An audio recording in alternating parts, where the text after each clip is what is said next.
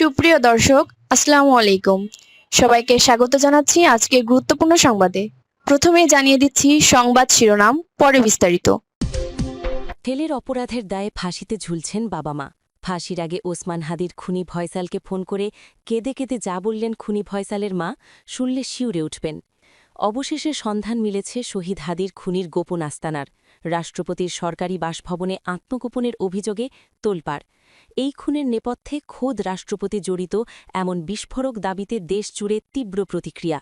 এছাড়া বিএনপি থেকে মনোনয়ন পাওয়া জামায়াত নেতাকে প্রকাশ্যে ভয়ঙ্কর হুঁশিয়ারি দিলেন খালেদা জিয়ার গৃহকর্মী ফাতেমা। এতক্ষণ শুনছিলেন সংবাদ শিরোনাম, এখন থাকছে বিস্তারিত। অবশেষে দীর্ঘদিনের গুঞ্জন আরও জোরালো আকারে সামনে এসেছে।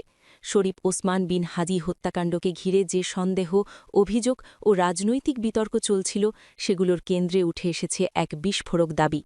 তদন্ত সংশ্লিষ্ট সূত্র ও বিভিন্ন মহলের বক্তব্য অনুযায়ী এই হত্যাকাণ্ডের প্রধান অভিযুক্ত ফয়সাল করিম মাসুদ নাকি রাষ্ট্রপতির সরকারি বাসভবনে আত্মগোপনে ছিলেন।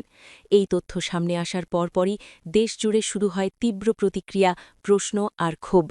বিশেষজ্ঞদের মতে, যদি এই অভিযোগ সত্য প্রমাণিত হয়, তবে তা শুধু একটি হত্যা মামলার মধ্যেই সীমাবদ্ধ থাকবে না, বরং এটি রাষ্ট্রীয় ক্ষমতার অপব্যবহার ও সাংবিধানিক সংকটের ভয়াবহ উদাহরণ হয়ে উঠবে। সামাজিক যোগাযোগ মাধ্যমে ইতোমধ্যে বিষয়টি নিয়ে শুরু হয়েছে ব্যাপক আলোচনা ও সমালোচনা। এই অভিযোগের প্রেক্ষাপটে অন্তর্বর্তীকালীন সরকারের প্রধান উপদেষ্টা ড মোহাম্মদ ইউনুস এক বক্তব্যে অত্যন্ত কঠোর ভাষায় নিজের অবস্থান তুলে ধরেন। তিনি বলেন, আমি সারা জীবন শান্তি, ন্যায় ও মানবিকতার কথা বলে এসেছি, কিন্তু আজ প্রশ্ন উঠছে, আমার সরকারের সময়ে কি রাষ্ট্রীয় প্রতিষ্ঠান খুনিদের আশ্রয়স্থলে পরিণত হয়েছে? তিনি আরও বলেন, রাষ্ট্রপতির সরকারি বাসভবনের মতো সংবেদনশীল ও সর্বোচ্চ নিরাপত্তা বেষ্টিত স্থানে যদি একজন অভিযুক্ত খুনির অবস্থানের খবর সত্য হয়ে থাকে, তবে তার রাষ্ট্রের জন্য একটি ভয়ঙ্কর সংকেত। তার এই বক্তব্য রাজনৈতিক অঙ্গনের নতুন করে উত্তাপ ছড়ায়। ড ইউনুসের বক্তব্যে উঠে আসে আরও গুরুতর অভিযোগ। তার ভাষ্য অনুযায়ী, তদন্তে পাওয়া তথ্য ও আলামতে ইঙ্গিত মিলছে, শরীফ ওসমান হাদিকে সরিয়ে দেওয়ার উদ্দেশ্যে ফয়সাল করিম মাসুদকে মোটা অঙ্কের অর্থ দেওয়া হয়েছিল। যদিও এই অর্থ লেনদেনের বিষয়টি এখনও আদালতে চূড়ান্তভাবে প্রমাণিত হয়নি, তবুও এমন অভিযোগ সামনে আসতেই সাধারণ মানুষের মধ্যে গভীর উদ্বেগ তৈরি হয়েছে। ড ইউনুস প্রশ্ন তোলেন, যখন কোনো রাষ্ট্রপতি নিজেই একজন খুনিকে ভাড়া করেন বা তাকে প্রশ্রয় দেন, তখন তিনি কি রাষ্ট্রপতির পদের নৈতিক মর্যাদা ধরে রাখতে পারেন? এই মন্তব্য সামাজিক যোগাযোগ মাধ্যমে ব্যাপক আলোড়ন সৃষ্টি করে। সমর্থকদের মতে, এটি একজন রাষ্ট্রনায়কের নৈতিক সাহসের প্রকাশ। অন্যদিকে সমালোচকরা বলছেন, বিষয়টি আরও গভীর তদন্তের দাবি রাখে এবং আইনি প্রক্রিয়ার বাইরে গিয়ে এমন মন্তব্য বিতর্ককে আরও উস্কে দিতে পারে। উল্লেখ্য, জুলাই আন্দোলন ও গণ-অভ্যুত্থানের পর থেকেই শরীফ ওসমান হাদি হত্যাকাণ্ডকে ঘিরে নানা প্রশ্ন উঠে আসছিল। আন্দোলনকারী ছাত্র জনতা বারবার দাবি করে আসছে, এই হত্যাকাণ্ড কেবল ব্যক্তিগত আক্রোশের ফল নয়, বরং এর পেছনে রয়েছে শক্তিশালী মাস্টারমাইন্ড ও রাষ্ট্রীয় ক্ষমতার অপব্যবহার। তাদের ভাষায়, পরিবর্তন এসেছে খুনিদের বিচার নিশ্চিত করার জন্য, তাদের লালন পালনের জন্য নয়। এই প্রেক্ষাপটে নতুন করে আলোচনায় আসে রাষ্ট্রপতির ভূমিকা। অভিযোগ অনুযায়ী ফয়সাল করিম মাসুদকে রাষ্ট্রপতির সরকারি বাসভবনে আশ্রয় দেওয়া হয়েছিল, যা সত্য হলে তা সরাসরি সংবিধান, রাষ্ট্রীয় শপথ ও আইনের শাসনের প্রতিপন্থী।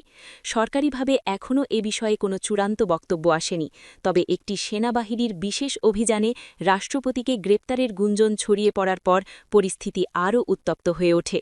বিভিন্ন সূত্রের দাবি, প্রাথমিক জিজ্ঞাসাবাদের জন্য রাষ্ট্রপতিকে সেনা হেফাজতে নেওয়া হয়েছে এবং তাকে আদালতে পেশ করা হতে পারে।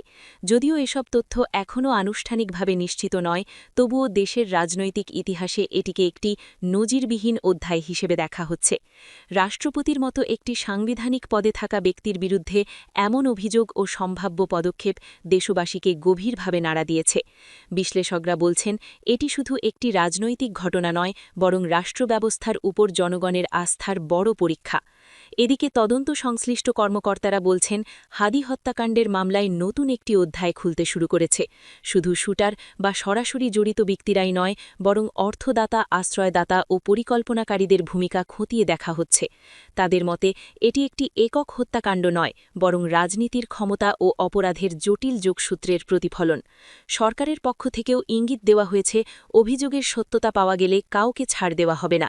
আইনের ঊর্ধ্বে কেউ নয়, এই নীতিকে সামনে রেখেই তদন্ত এগিয়ে নেওয়া হবে। মানবাধিকার সংগঠনগুলো স্বচ্ছ ও নিরপেক্ষ তদন্তের দাবি জানিয়েছে, যাতে প্রকৃত সত্য উদ্ঘাটিত হয় এবং কোনো নিরপরাধ ব্যক্তি হয়রানির শিকার না হন। সব মিলিয়ে শরীফ ওসমান বিন হাদি হত্যাকাণ্ডকে ঘিরে নতুন এসব অভিযোগ দেশের রাজনীতিতে এক গভীর সংকটের ইঙ্গিত দিচ্ছে। এটি কেবল একটি হত্যার বিচার নয়, বরং রাষ্ট্রীয় ক্ষমতার জবাবদিহিতা, নৈতিকতা ও আইনের শাসনের বড় পরীক্ষা। এদিকে ঢাকার দ্রুত বিচার ট্রাইব্যুনালের দেওয়া এক অভূতপূর্ণ ও বিতর্কিত রায় দেশজুড়ে নতুন করে আলোচনার জন্ম দিয়েছে। শরীফ ওসমান বিন হাদি হত্যাকাণ্ডে প্রধান অভিযুক্ত শুটার ফয়সাল করিম মাসুদকে গ্রেপ্তার করতে ব্যর্থ হওয়ায় আদালত তার বাবা মোহাম্মদ কবিদ ও মা মুসাম্মদ হাসি বেগমকে দণ্ডবিধির ৩০২ ধারায় দোষী সাব্যস্ত করে মৃত্যুদণ্ডের আদেশ দেন।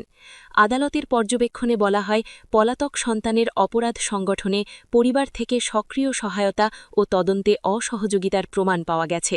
সেই কারণেই আদালত মনে করেছে, অপরাধের দায় শুধু মূল অভিযুক্তের মধ্যে সীমাবদ্ধ নয়, বরং সহযোগী হিসেবে পরিবারের সদস্যরাও সমপর্যায়ের দায় বহন করেন। এই রায় ঘোষণার পরপরই আইনাঙ্গন, রাজনৈতিক মহল ও সাধারণ মানুষের মধ্যে তীব্র প্রতিক্রিয়া দেখা যায়। কেউ কেউ একে বিচারিক ইতিহাসের নজিরবিহীন সিদ্ধান্ত হিসেবে আখ্যা দিচ্ছেন, আবার অনেকে বলছেন আইনের শাসন প্রতিষ্ঠায় এটি কঠোর হলেও একটি শক্ত বার্তা বহন করে। মামলার তদন্ত সূত্রে জানা যায়, গত ১২ ডিসেম্বর ২০২৫ তারিখে রাজধানীর বিজয়নগরের বক্স কালভার্ট রোডে মোটরসাইকেলে আসা ২ দুর্বৃত্তের গুলিতে গুরুতর আহত হন ইনকিলাব মঞ্চের আবাহক শরীফ ওসমান হাদি। উন্নত চিকিৎসার জন্য তাকে সিঙ্গাপুরে নেওয়া হলেও ১৮ ডিসেম্বর রাতে তিনি মৃত্যুবরণ করেন। এদিকে নির্বাচনী উত্তাপেও উত্তাল দেশ। ময়মনসিংহ ১০ আসনে বিএনপি মনোনীত প্রার্থী আখতারুজ্জামান বাচ্চু ও বিদ্রোহী স্বাধীনতার মঞ্চ প্রার্থী এবি সিদ্দিকুর রহমানের সমর্থকদের মধ্যে সংঘর্ষের ঘটনা ঘটেছে। এতে উভয় পক্ষের অন্তত ৫ জন আহত হয়েছেন। সহকারী রিটার্নিং অফিসার জানান, বর্তমানে পরিস্থিতি নিয়ন্ত্রণে রয়েছে এবং আইন শৃঙ্খলা বাহিনীর টহল জোরদার করা হয়েছে। সব মিলিয়ে হত্যা মামলা থেকে শুরু করে রাষ্ট্রপতির বিরুদ্ধে অভিযোগ, ফাঁসির রায়, রাজনৈতিক সংঘর্ষ, দেশ এক গভীর অস্থিরতার মধ্য দিয়ে যাচ্ছে। শেষ পর্যন্ত আদালতের রায় ও নিরপেক্ষ তদন্তই নির্ধারণ করবে কে দোষী, কে নির্দোষ। তবে একটি বিষয় নিশ্চিত, এই ঘটনাগুলো বাংলাদেশের ইতিহাসে দীর্ঘদিন আলোচিত হয়ে থাকবে।